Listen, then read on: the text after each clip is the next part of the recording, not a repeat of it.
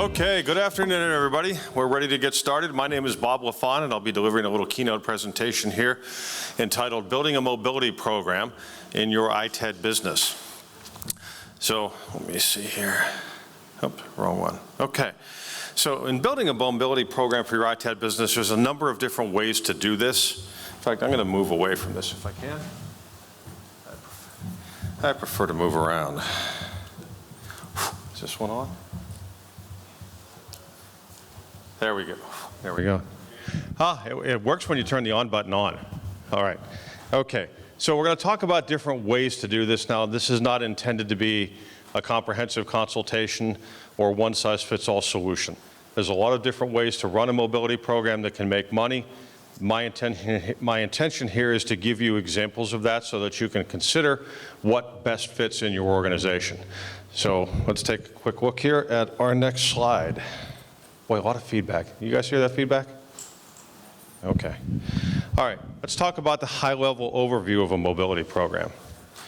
It involves sourcing, processing, and selling. A lot of parallels here to what you would do traditionally in the ITAD space, but there's some distinct differences. This is very much an apples and oranges business in the way it works. Mobility is more than twice the size of ITAD, and therein lies a lot of opportunity. It's a big space, but it's also a very competitive space. So you need to be smart about how you do this. So let's talk a little bit about sourcing. Everybody here has clients, especially enterprise clients or even SMB clients who are going to have devices. That's always the low-hanging fruit, is to approach those customers, find out what they're doing with those devices, and ask them to give them back to you so that you can responsibly recycle them. Now, what type of deals you make with those clients is entirely up to you. You may buy those devices from the clients. You may take them back and offer a revenue sharing arrangement, which is going to be your most profitable avenue, by the way. If you take those devices, say, let us take those devices on consignment, we will process them, we will resell them, and we'll endeavor to get the best value we can back for them and then share revenues with you after the fact. That's where the customer and you are going to make the most money. If you do simple buyback, the problem with that is you're buying blind. You don't know what you're getting until you get it. You may find out that it's a losing proposition and those devices weren't worth purchasing. Or maybe you find out that they were gold and you got lucky and you're going to be able to make some nice money on those devices. But rather than have the crapshoot, my personal recommendation is go with the revenue sharing arrangement, because it de-risks it for you and gives the customer greater upside from a revenue perspective. So that's the first place to start, is, again, with your own client base, trying to farm those opportunities from them. That's always the easiest path to take. You have that relationship, that trust is already there. Add that as a complementary service. It's just a nice, easy way to start building that program. Another way is with partners. How many of you in here are familiar with the terms MDM or TEM? Okay, a few of you. All right. To define for those of you that don't know those terms, they're mobile device management and technology expense management. Those are organizations that enterprise clients outsource the management of their mobile devices to. They can utilize software to do all the adds, moves, and changes for those devices. A lot of those organizations will also purchase the device for the clients. They'll set up the device, and that includes custom software or applications that that company uses. Then they'll deploy those devices to the various users in that organization with instructions on how to use those devices. Oftentimes, they'll also provide 24/7 help desk support so that when the users have questions about the specific company-related applications or the device itself, they can call in and get assistance. Those same organizations more and more now are starting to deal with end of life. In the past, they were just looking for a recycling relationship to give those phones back to somebody to make sure they didn't wind up in a landfill. Now, more and more, they're becoming aware of this. Some have even opened up their own depots where they bring the devices back in, do the data erasure, run diagnostic on the devices, grade the devices, and then send them out either to an auction site to be sold as a lot or take bids from mobility companies to buy those devices and get value back to their clients. That's still not commonplace in the MDM and TEM space, so there's a lot of opportunities for you to form one-to-one relationships where you can partner with them and be that exclusive mobility specialist on their behalf and have those devices come back in. I personally had some success with this in the past, where we would develop the criteria via an SOW, and so the MDM or TEM knew what they had to do first, like unlock the device, make sure it wasn't locked to a carrier, make sure it wasn't locked on iCloud or Android in some way, shape, or form. and make sure the device would still power up, didn't have physical damage, things of that nature, so that when we received the devices, we already knew what kind of condition they should be in. So it helped de-risk it for us. And at the same time, we had an idea by make and model, gigabyte size, what was coming to us. We could reach out to our buyers network in that case and let them know what we had coming in and start negotiating deals in advance of those devices coming in and being processed, okay? So these types of partners and other technology partners, and might even be IT technology partners you're working with, who are working with their clients on all the IT assets in the data closet or data centers, those people can do an easy, oh, by the way, conversation and say, hey, by the way, do you guys have phones you deploy in the organization or tablets? What do you do with them when they go end of life? So any type of partner that's dealing with technology, and not just TEMS and MDMs, but anybody who's dealing with tech, it's an easy path for them to go back and leverage their own relationships with clients. Now, also with the TEMS and MDMs, they're the decision makers. You don't have to go back to the enterprise and negotiate and do RFPs. If you strike a deal with the TEM or the MDM, the client's trusting them to deal with those devices. So the TEM or the MDM is the actual decision maker. So if you strike that relationship with them, you don't have to worry about going through that ridiculous RFP process and having to submit bids. You can have a direct relationship with someone, and again, you can even build that revenue sharing relationship that's more profitable for them and more profitable for you and locks out the competition. So let's talk about future clients. All right, so we talked about current client base, partners, things of that nature. But when it comes to future clients, that's oftentimes a longer sale, right? Because you're going to deal with competition. There may be RFPs and bids involved, and it's a hard space. And again, buying blind, and I know you do some of that already when you're buying IT assets, but buying blind in the mobile space is a pretty risky proposition because there are a lot of other things that can be happening with that device. As I said, it can be carrier locked, which means it won't work on every network out there. It may also have an iCloud or an activation lock on it, which means you could have a brand new device that's only worth parts value. Now, speaking of parts value, that's something that's worth noting as well, because LCDs and phones, especially newer models, have tremendous resale value. But if you also decide to go the route of doing repairs, then being able to harvest those can be useful for the future. Okay, so let's talk a little bit about device processing. Option one is only processing and selling tested and graded devices. That's probably the path of least resistance and maybe the safest and most conservative path to take. And the reason I say that is because you're not having to worry about repairing devices, training technicians, buying parts, harvesting parts, getting tools, setting up workstations, and alike. So it's a very simple proposition that you're looking for working devices. So the device that will power up and is not locked, that you can bring in, you can run data erasure software on to make sure that you've eliminated any privacy concerns that the client may have. You can run diagnostic software from that same vendor in a lot of cases and make sure that that device is performing at a proper level, battery performance is adequate, things of that nature, and turn around and resell those devices.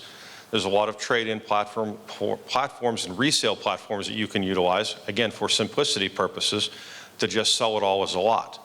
You can get a little bit more specific if you want to and take some of these so-called A-grade devices that are very much like new, set those aside, sell those on eBay, Newegg, Amazon, backmarket.com, and sites like that where you can extract a little bit more value. So that's one avenue that you can go.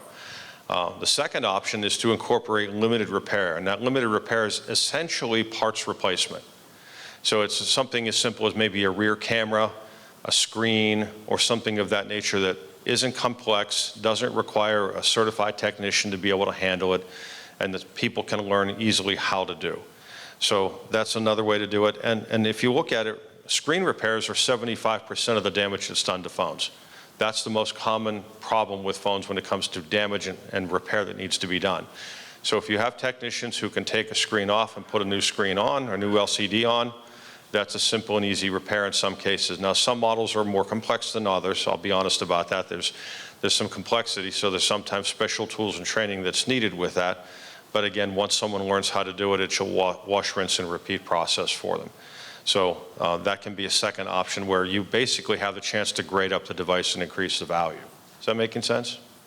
Okay, so you're taking a device that may be cosmetically in like new condition, but it has something that's not working. So being able to replace a rear camera or replace a screen may take that device from a C grade to a B or even to an A and increase your device value 50, 75, in some cases maybe even $100. So that's when being able to do parts replacement as a service on this can be a nice value add in enhancing the value of the program overall. A third option is to incorporate full repair, not to the point of device refurbishing, but being able to do most repairs that need to be done short of board level.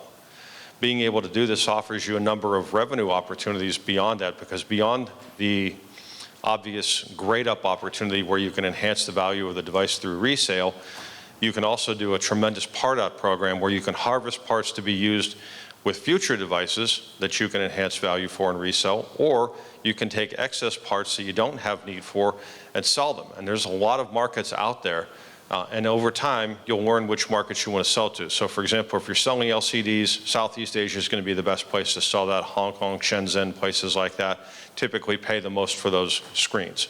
So, and that shouldn't violate anything in OECD or R2v3 standards from a downstream perspective.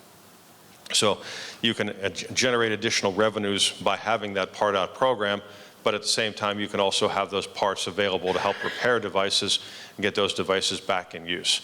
It's also great when you're talking to people about your own commitment to the environment and reuse and what's the other term I'm thinking of? Circular economy, right? There's a lot of buzz about circular economy right now. And when you can talk to a client and say, look, we have repair capabilities, so rather than disposing of things, shredding things, we will do part outs and either resell the parts or reuse the parts on other devices to keep those devices in use. So it's part of our commitment to the environment. It's part of our commitment to the circular economy. So it's good for you from a marketing perspective. It's frankly good for the economy, but it's also good because it's providing you additional revenue streams. All right, option 4 is to offer a comprehensive mobility program. And the way that you can do that is simply by outsourcing. There are no shortage of companies out there that have all these assets and capabilities in place, and that's the faster path to take because you sign an agreement with somebody who already has that. They can do device repair, refurbishment, part out programs.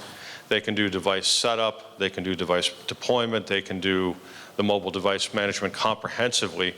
You sign an agreement with that organization.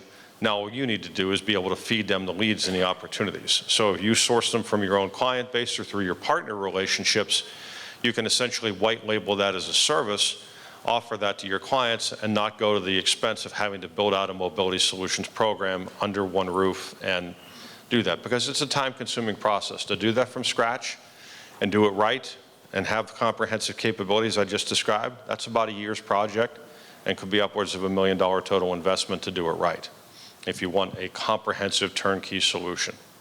So that's a very attractive option as a way of getting into the space quickly. It's also a great way to learn the business. So if you sign a one-year agreement with someone like that and you start to learn how they do what they do, if you decide later that you're better off to bring it under your roof and do it yourself, now you've had an opportunity to get an education on the space from somebody who already does it very well. So there's a lot of positives to taking that path. But I want to pause right now because I don't want this to be an information dump. So I want to pause right now because I've talked about these 4 different options. Are there any questions that you have on any of these options? Really? I'm not that good. My wife will tell you that. Yes, sir. No, for option number 4, the outsourcing. Yes. I guess there are companies that do that. That will work with an ITAD company. All day long. All day long. Almost anybody in the mobility space loves working with ITADs, especially if ITADs aren't already in the mobile space, because they know that you have the ability to collect those devices. And the single biggest challenge right now on the mobility side is sourcing. Because much like in the ITAD, there was so much demand for used product because of the pandemic that they haven't been able to keep up with it. So they have the continuing demand for that because now more and more consumers and businesses are accepting of the used devices, but they can't get enough of them to meet the demand.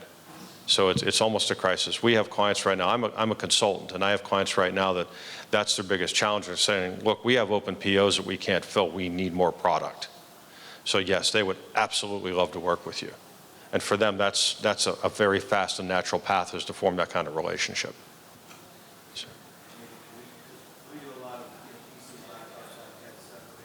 Can we contact them and say, hey, can you give us a couple introductions? Yeah, I can certainly put you in touch with some companies in that space. I know all of those people. I've been in some form of mobility for 40 years, so I know all those people. I'd be happy to make some introductions for you. And you can decide. I'm not going to make any recommendations. I'll make some introductions because they're all friends of mine. I don't want to make anybody feel slighted. And I want them to invite me back to their conferences or to consult. But I'll be happy to make the introductions, and you can decide who's the best fit for you. My pleasure. Glad to do that. Anybody else? Yes, sir. Hey, Si. Question. So in all of those different options, the pots are being either reused or harvested, and different things are being done to the pots, right? Yes. So from your experience, is the pots validation becoming bigger and bigger issue in terms of whether it's an OEM pot, non-OEM pot, or any kind of a quality assessment of the pots? Well, and if you didn't hear Si's question, he was asking about the validation of the parts, new versus used, and how people perceive it, if there are some people that have an issue with used versus new. And then, of course, there's also the quality of the parts, because there are companies that are making the so-called knockoff parts, which are just really aftermarket parts. It depends on who the market is. Consumers typically don't care as much, in my observation, some of the stats that I've seen and surveys that I've seen. The consumers don't care. They just want it to work. They want it to look good and to want it to work. Enterprises are often a little bit more particular about that and have a preference that the device have OEM parts in it.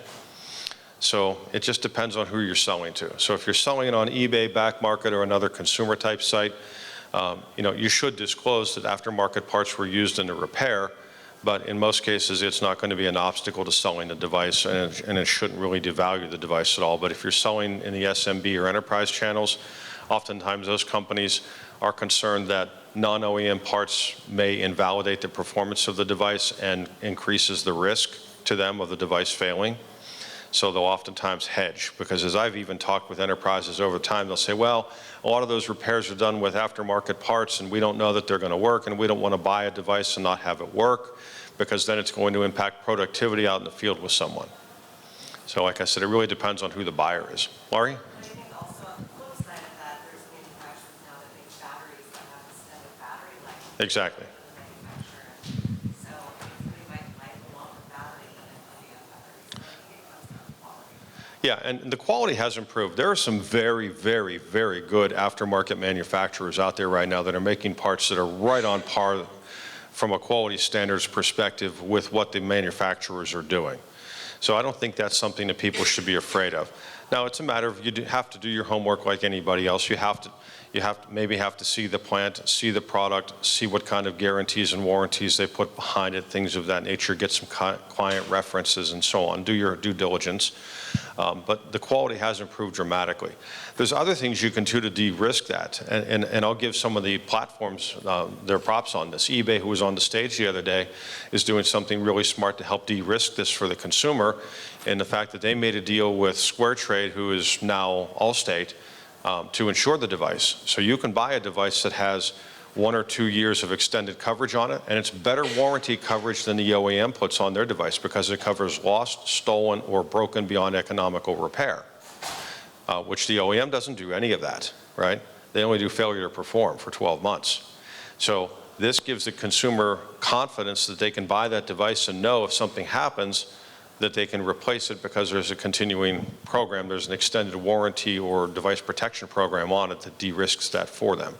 That's something that's starting to happen more and more in the enterprise space, as a lot of these MDMs and other companies in the mobility space are striking deals with the third-party device protection companies and saying, hey, if you have iPhone 8s, let's get you into iPhone 10s right now for $700, and that will include a 1-year or 2-year warranty that's bumper to bumper. It covers everything. And that takes the risk out of you buying something used, because you can potentially replace it for a small one-time fee that you pay, and then get another device to take its place. So that's becoming a more popular thing, where you're seeing these alliances and partnerships develop with online platforms, with mobile device management companies and mobility companies, as a way of doing that, because the clients want to save money. So the idea of buying used is appealing to them. That's another facet of this that I didn't get into, but you could also become a supplier back to your own clients of used devices. You know, I worked with a healthcare system once upon a time who had 20,000 devices deployed between tablets and phones. And they were getting ready to do a mass upgrade of all those devices. And I talked to the CTO, I said, is there a technological reason you have to have brand new devices? He thought about it for a second, he said, no. I said, then why don't you do this? I said, why don't we supply you with the tablets and the phones to security, hospital staff, and other people of that nature, and we'll just take something, get them maybe 2 generations newer than what they're carrying right now. We'll get third-party protection on it to cover it for lost, stolen, or broken beyond economical repair, and we're going to charge you about 1/3 of what those new devices would cost. And I said, if you really feel like certain people, like your executive staff, your board, and certain doctors need to have new devices, fine. Buy them the $3,000 device that they want, but everybody else gets something that's a couple generations newer. I said, that's going to save you a ton of money, because again, do the math. If you're saving $600, $700 per device times 20,000 or 19,000, that's a lot of money. And so we wound up doing the deal. So that's another way to add value. And you can also have custom kitting done. That's something that's becoming more popular too, where people will make boxes that look a lot like the original manufacturer's box in terms of structure and design, but they'll just put a label on it with a generic picture of a phone, and on the back, they'll put the diagnostic testing results that were done so the customer can flip the box over and see battery health is at 80% and all the other diagnostic results that were done. It's almost like giving the customer a Carfax of sorts to show that this is a trusted device they shouldn't have a problem in purchasing. All right, and again, it's one more thing you can do to de-risk it. But just much like right now during the pandemic, a lot of you were selling laptops, desktops, and other products back to your customers that were used because they suddenly had to deploy devices to all their employees on a remote basis. Why can't you turn around and start selling them used devices too? So, and again, it's another avenue, so you could even put that on there as kind of an option 5. Because you can get into the business of taking some of the devices you're sourcing, kitting them. You can even include the accessories if you want, because it's still easy to access those USB chargers or Apple chargers, throw them in there, the charging block and the cable, and include that in the box, and deliver a really nice package that impresses them and makes them feel confident about what they purchased. And the margins on those folks are strong. That can be 25, 30, 40% margin. So instead of making a few dollars, you can be making some real money on those. All right, so on the device selling side, this is where it can get a little bit more complex. I worked for a company called Dynamic Lifecycle Innovations a few years ago, and when I got into the organization, a lot of the platforms were just starting up and weren't really proven models yet. So I spent a lot of time traveling around the world, attending conferences like this and meeting people and trying to build those downstreams. And over the course of time, I learned what products sell in what markets. Anybody here ever carry a BlackBerry device? 3 people, 4 people? Okay, all right, so I'm the old man in the room at 60. Well, I carried BlackBerry devices. It may seem like an antiquated product that has no market value or use today, but I can tell you I can still sell that same device in Sri Lanka. I can still sell it in other parts of Southeast Asia where people will stand in line and wait for them. In fact, for a while when RIM had a deal with Android and they were putting the Android operating system into their device, people in some of these other countries loved that product and again stood in line at stores when it was first released. In Poland right now, the #1 selling device is an iPhone 8. That's the single most highly demanded device there. And a lot of that's based on economics. Those carriers aren't offering those devices on their networks for resale because they know that their subscribers can't afford them. It's just that simple.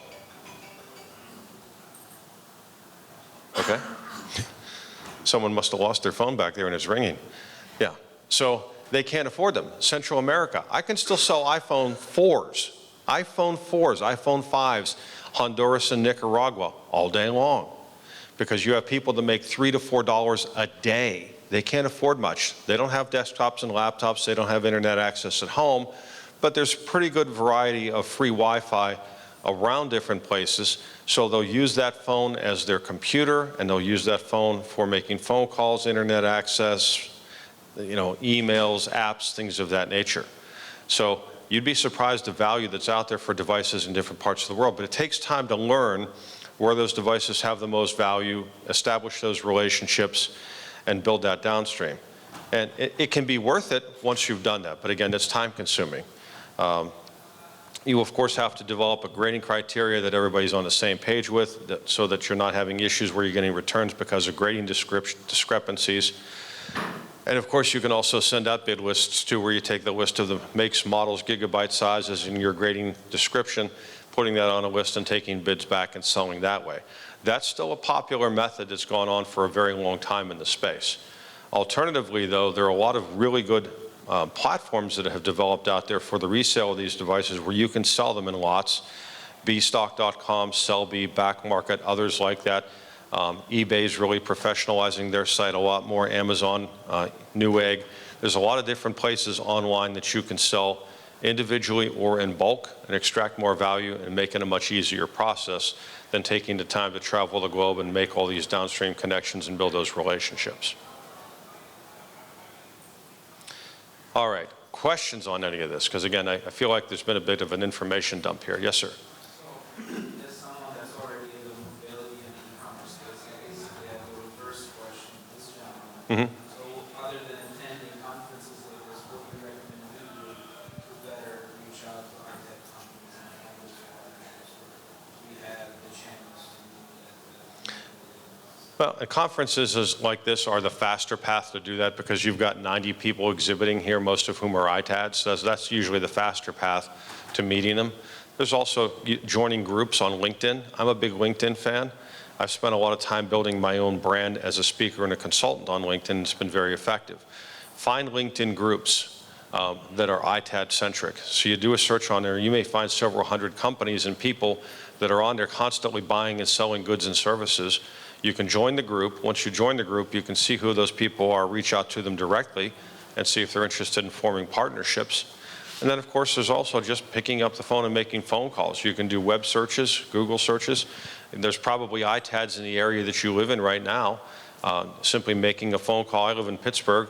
There are 3 ITADs in the Pittsburgh area. I can pick up the phone, call any one of them, tell them what I do, and see if they're interested in developing a partnership with one of my clients. So those are probably the easiest methods, I would say, off the top of my head. Conferences, though, I personally prefer because, again, you've got the large group of people here all in one place. And they're all here for one reason. They're buying or they're selling. I mean, I have a booth over there where we're talking to clients about solving problems as consultants, but all day long, we've had people coming along wanting to know if they can buy or sell us stuff. So this is probably the fastest path to doing that. So anybody else? All right, I'm a full 10 minutes early, so I'm going to give you back 10 minutes of your life. Thank you very much. I appreciate your time.